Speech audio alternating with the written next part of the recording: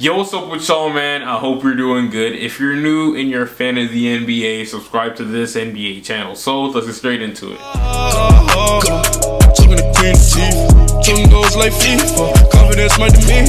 The Houston Rockets, led by Mike D'Antoni, Chris Paul, and more than likely the 2018 MVP, James Harden. They've had a record-breaking season. They set a franchise record for most regular season wins. They also have set a record for most three-pointers made in NBA history in one season. And yeah, they've done a lot of great stuff like that this year. This Rockets team under Mike D'Antoni is absolutely untouchable. These last 2 years in the regular season, they've had a record of 120 wins and 44 losses. James Harden and Mike D'Antoni have been the two main reasons to why the Houston Rockets are so dominant in the regular season. But as we all know, those two don't have the greatest track record in the postseason. Back in the day when Coach D'Antoni was a part of the Phoenix Suns, he was the orchestrator of that dominant offense led by Steve Nash and Amari Stoudemire. That team under D'Antoni, in the span of 5 years, had a regular season record of 253 wins and 136 losses. That's a 65% win percentage, and on average they won about 50 games a year. But once the playoffs came around, they weren't so successful.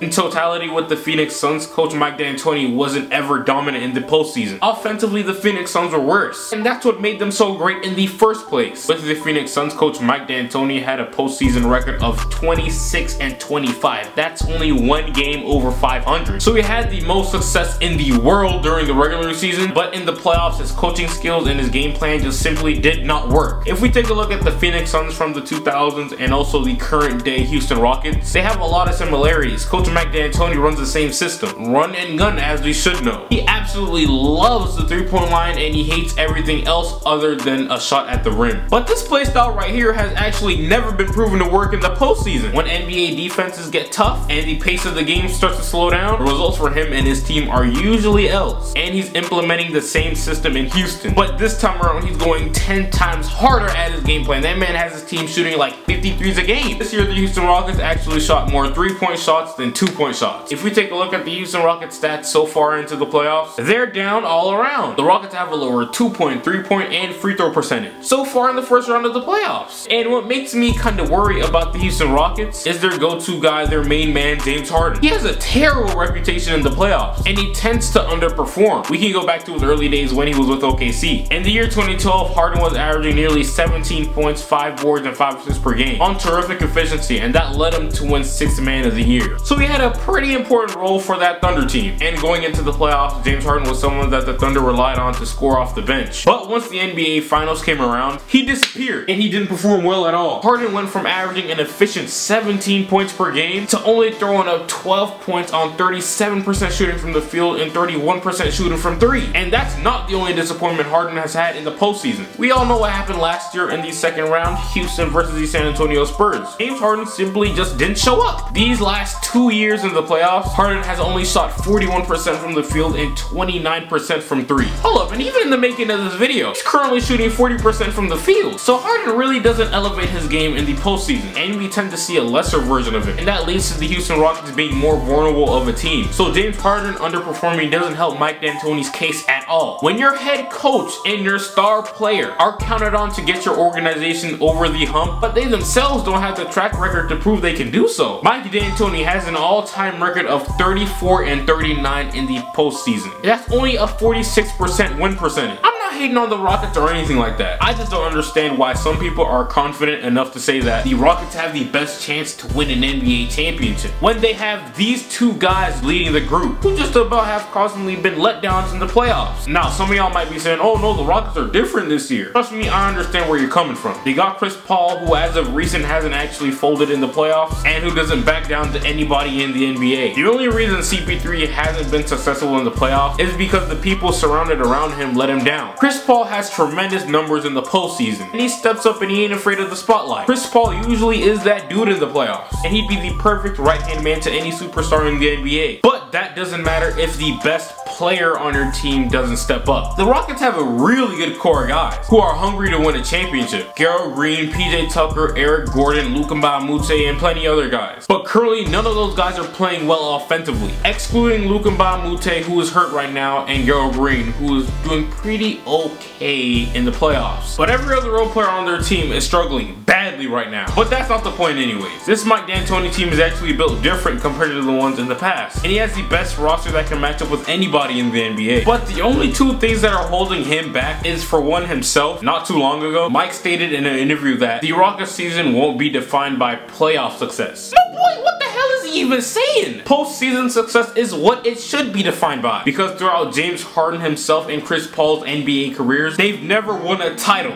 Ever. The only real reason why CP3 is in Houston right now is because he felt like there he would have the best chance to win it all. I don't know about y'all, but that statement right there kind of feels like he'd be okay with losing, and it wouldn't get to him, and that don't sound right. Some of y'all chose the Rockets to win it all? That's tough. I'm sorry, bro. I just don't see it happening. It's basically a proven fact that Mike's offensive game plan does not work in the postseason, and he has a below 500 playoff record. And the best player on their team, James Harden, has always struggled in the playoffs. Hold on, with an exception to 1 year. Back in 2014, 2015, he was going crazy. But besides that one time, he has been poor in the playoffs. Since 2013, here are Harden's playoff percentages in the playoffs versus the regular season. I don't know, man. I don't trust Harden, and I don't trust Mike D'Antoni to lead this team to the promised land. I hope they prove me wrong, because I'd really love to see these two overcome the playoff hump, but I just don't think it's likely that they do. As we speak right now, Harden is averaging 28, 7, and 5 on 40% shooting from the field and 36% shooting from the three-point line. All I know is that Harden better get those percentages up by the time they face the Warriors in the Western Conference Finals. Because if he's shooting 40% from the field, I put that on God. It's wraps, and the Rockets don't have a chance against the Warriors. Do you guys have enough trust in the Houston Rockets to beat a healthy Golden State Warriors? Do you trust James Harden and Mike D'Antoni? Let me know. But if you're asking me, I don't trust either of them. But like I said earlier, I hope they do prove me wrong. But when the Rockets do meet up with the Warriors in the Western Conference Finals, I got the Warriors in 6.